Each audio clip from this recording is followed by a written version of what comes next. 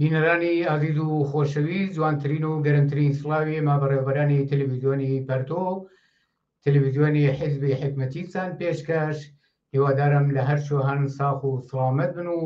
تەندروستیتان باش بێ. ئازیزان و خۆشەویستان، هەروەکو ئاگادارن من حدودی 4 هەفتەیەک بەهۆی کاروباری خۆم و لە خدمەتانە نەبووم. ئێستا بە خۆشحاڵیەوە گەڕاومەتەوە خدمەتان و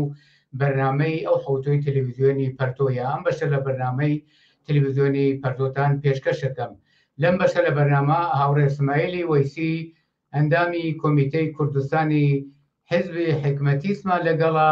قسە و باسەکەین سەبارەت بە اتفاقات و ڕووداوە سیاسی و کۆمەڵایەتیەکانی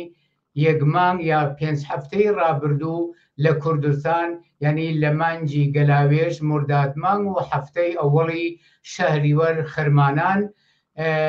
و وەزیەتی معەلیمانی ئێخراجی لە کوردستان و شاری سنە و لەلابەلای ئەم اتفاقاتانەی 4 هەفتە و 5 هەفتەی ڕابردوو لە کۆمەلگای کوردستانە. هاوڕێ اسماعیل، ئەگەر بە شێوەیەکی گوزەرا ئیشارەیەکی تاریخی سیاسی کۆمەڵایەتی بکەی بە سەر کۆمەلگای کوردستان کە چ دەستاوەرد و نقاتی عەتفێک لەم ڕوودا و اتفاقاتانە لە کۆمەلگای کوردستانە بووە کە تەثبیت بووە وەک نقاتی عەتفێ، ئەگەر بۆ بینەرانی تەلەڤیزیۆنی پەرتۆ کورتی ئیشارەیە بەو نقطە عەتفانە بکەی. زۆر سپاسە دەکەم. فەرموو. سپاس بۆ هاوڵام و وەرزی ئەحسامیتەوە بینێن لەگەڵ بەرنامە تەلەڤیزیۆن و هەروە هاوکارانە ئەم بەرنامە.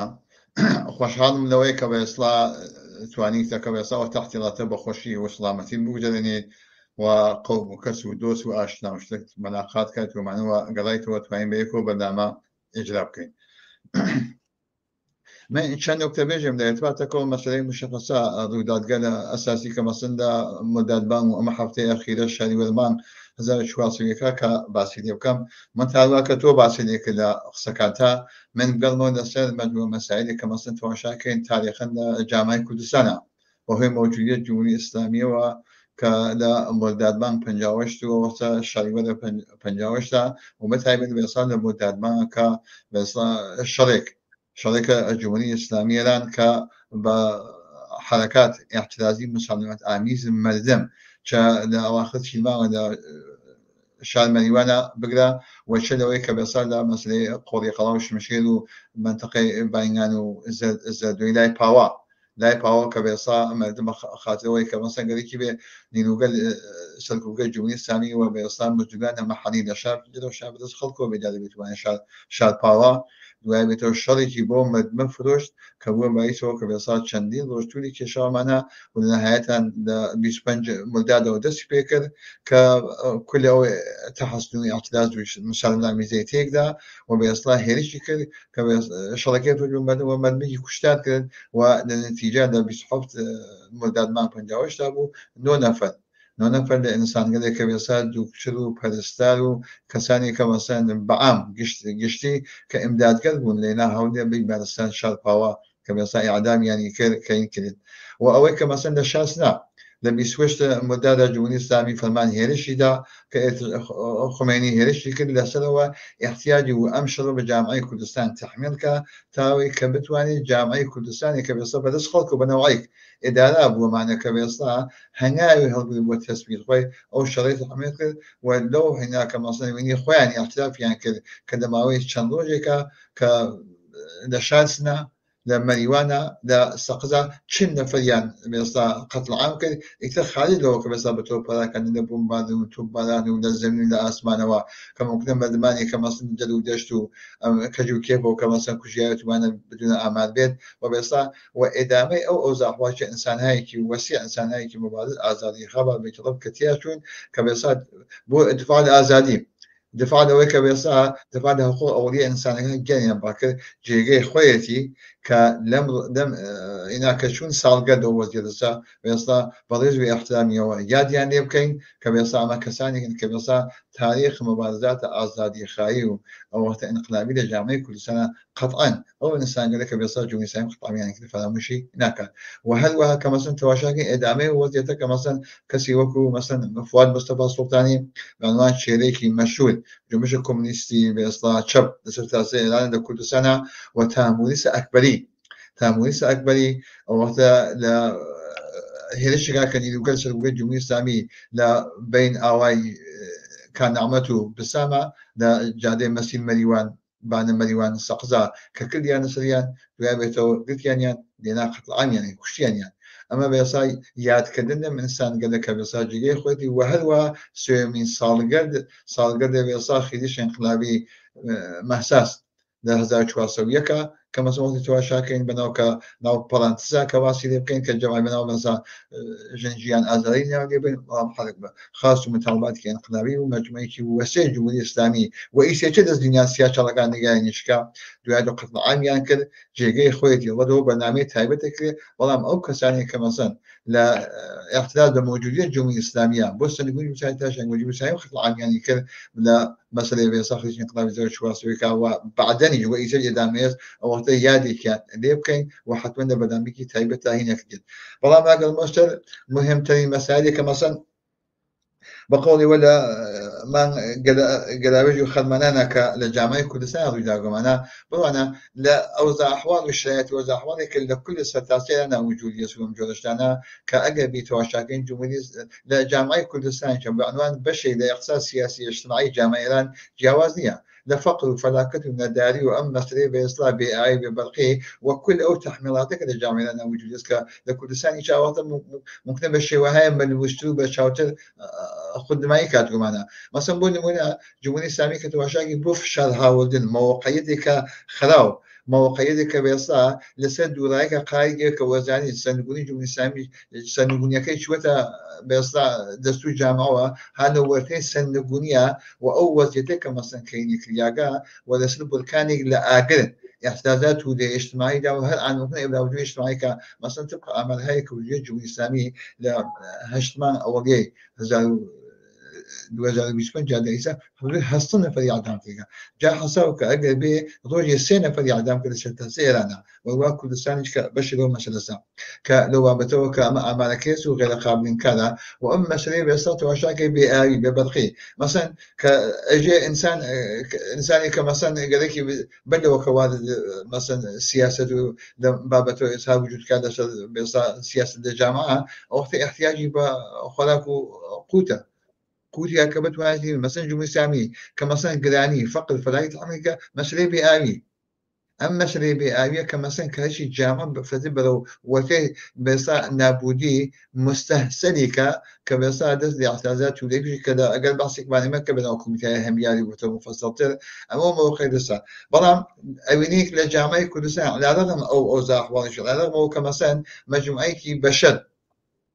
كليناك لفقر وفلاكم لداريا كمثلا وجوديات او هيك لو اقدامات جديه واساسيه كوثمان كان ام مساله بيئه باقي مساله مثلا اخراج معلمين كمثلا كساني كانسان هاي كبيصا نسبه بوجامات تلاشكن كبيصا عمود شيء واقعي بشيء جديد بدن بس من الله كلو مجالسه وجوديات انسان هاي كان ازادي انسان هاي كان مثلا بو وك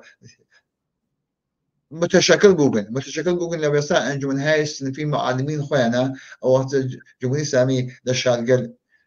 سنة مريوان وديوان دلا لسيدا باخراج وخروج الوازة سياسة فلما نسى ناوكاني شيء وجودي يزقل ممكن يكون ساين ناوكاني شيء خوينا لما انا وقتها جمعي كوادات كبسا بتبعيد جمعي باخراج جمعي ببانشدگي اجباري جمعي كبزيندان بتنبيه كردن نفس المسألة متى هدفك هو وجود بابته وأمام موارد الاحتياج كل بيصا أنجمن هاي الصنفين معلمين بانشتغان فريقين سرتاسي إيران وجودية موارد الاحتياج خارجية حتى لكردستان موارد الاحتياج بيصا خانواده بيصا دانشان بزان خارجية دموزية ودانشان كشوانيان كيا والله أوك هو أساسا كجمهوري إسلامي بوام كاراكات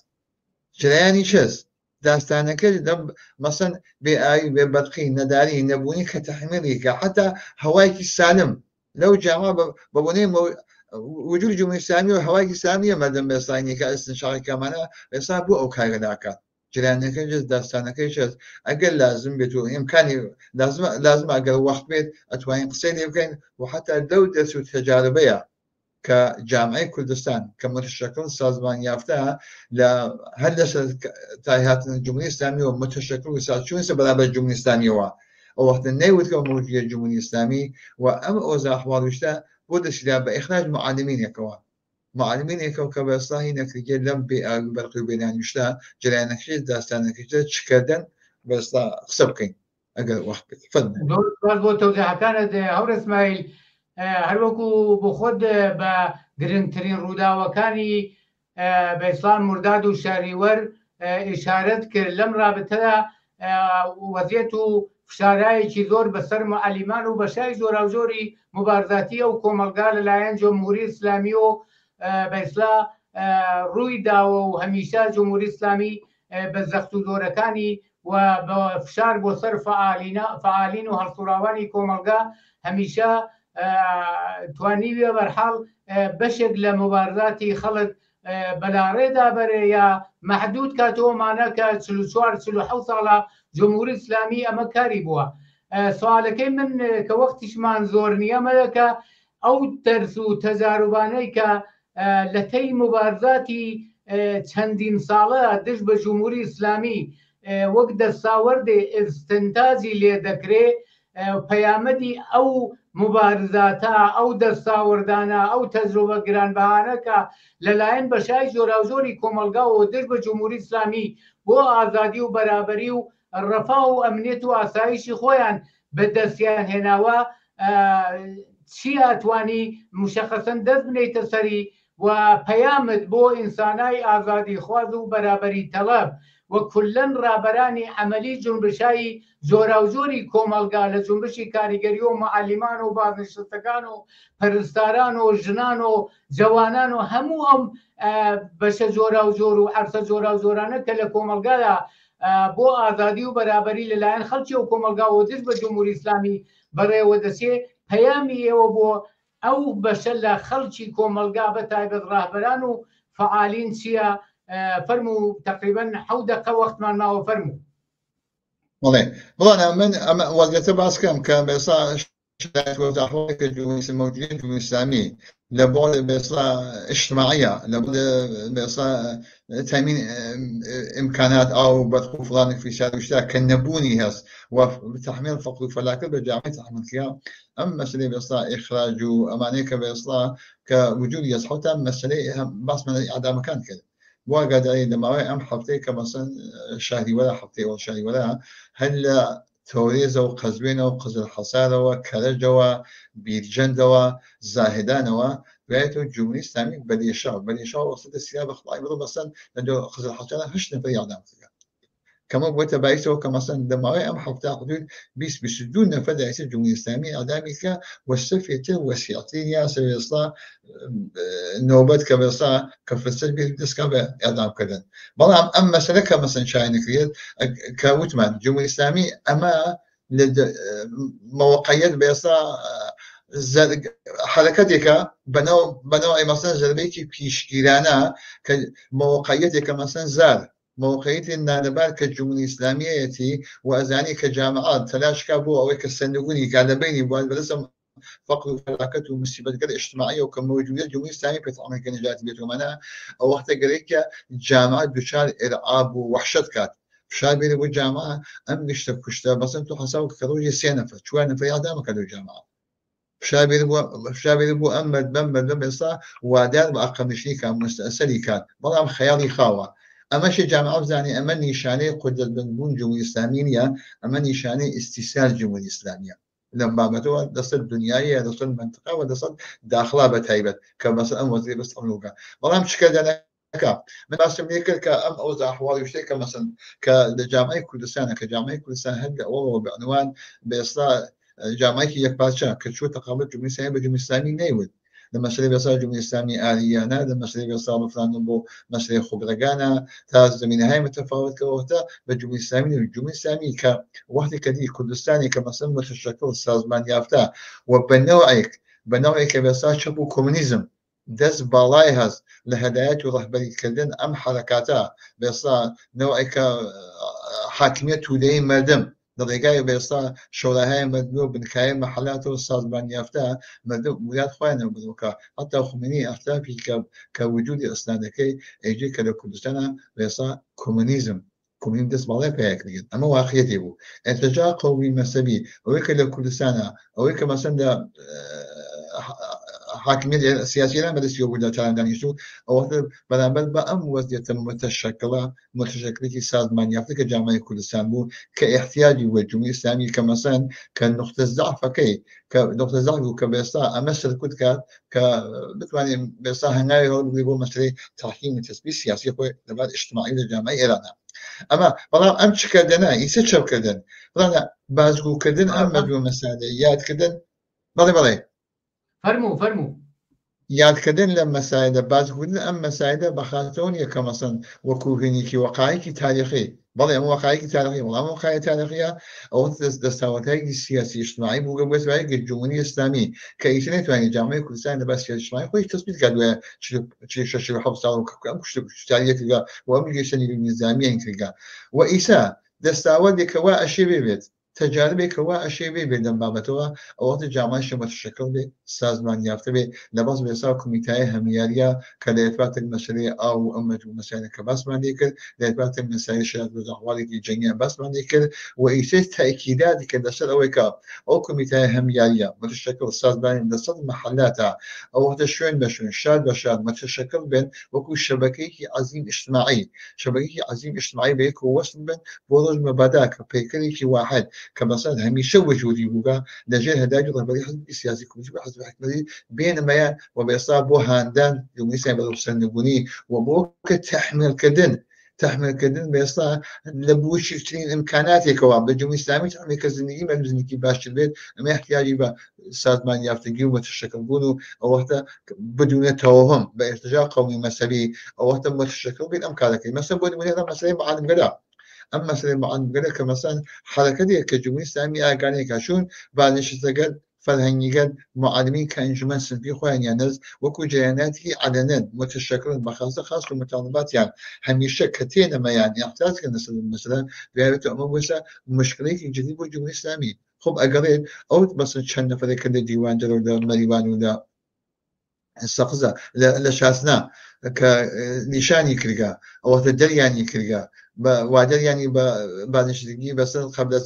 موعد کرگا تەبعیدیانی کە زیندانی وەبڕیەسەوە جۆرەشتانە ئەمە بمیشۆ ناوێسێت جاماشی وریاوێت بچێتە پشتیوانی ئەم مەجموعە کەسانەوە دوای بێتەوە بە شێوەهای متفاوت فشابێت و ئەمە خانەوادەکان دانیشتاموزەکان لە مەراکزگەن متفاوتە لە شوێنگەل بێستا محیزی سوکارە جاوان لەسەر مەجموعە مەسائلانەی نەبێت جمهوری ئیسلامی مۆقعیتی زادە تلاش کات کە بوچیترین مەسایلێک کە مەسەن ممکنە بە منفعات بەسەر زندگی مردم بێ بە تەحمیل بێت ئەمە ئەو دەست و چەجارە بەسە کە لە گوزەشتا گیریاگا کە بووتە باعثەوە کە نەوێژیا بە جمهوری ئیسلامی و چقڵ چاو جمهوری ئیسلامی و جمهوری ئیسلامی ئەمانە ئەزانەی گشتی ئەزانێ و بۆیە گەرەیەکە کە جامعە کە یەکی لەو شوێنگەدا کە ئەتوانی متشەکل و سازمان یافتە عەلەی مەوجودی ئیسلامی لە موقع خۆیان یەک پارچە بێتەمەیان جامعەی کوردستانە چون کۆمونیزم چەپ تیا بێستا دیروکی واقعیە مەنووسە صاحب بێستا نەزەرە دوایەوە مردم بە گوێچکەیەک جامعەیەکی متحەزب و سازمان یافتە و جمهوری ئیسلامی گەرەیەکە ڕۆ بۆ وەحشەتخە کە بێستا وەکو زەربەیەکی پیشگیرانە بەربە ئەو ئەوزاع واڵێ بگرێت کە فشاری بۆنێت ومیدوارم کە جواب بە پرسیارەکان داوێتەوە لە جامعەیشە فعالین ڕەهبەران بێستا پێشڕەوان ئازادی خان ژنان ئەمانە خۆیان بێستا بدرێن تەوەهم متشەکڵکەن و بشتە بەرامبەر ئەمە وەزاحواڵ و شرایەتەوە زۆر سپاس هاور اسماعیل وەختمان نەماوە دەنا بەحسەکە باسێکی مهم بوو بمتوانێت پرسیاری تر مەتراکەم بەڵام مەجالمان نییە زۆر سپاس بۆ تۆزیحەکانت و بۆ بەشداری لەم بەشە لە بەرنامەی ئەوڕۆی تەلەڤیزیۆنی پەرتۆدا سپاس بۆ ئێوەش زۆر سپاس بینەرانی ئازیز و خۆشەویست بەم جۆراتینە کۆتایی بەرنامەی و حوتوی تەلەڤیزیۆنی پەرتۆ بە هیوای ساخی و سڵامەتیتان تا هەفتەیەکی تر و بەرنامەیەکی تر هەموو کات و ساتێکتان خۆش بێ و پڕ لە شادی و تەندروستی و سڵامەتی بێ بۆتان کات و ساتێکی خۆشتان بۆ ئارەزووەکەم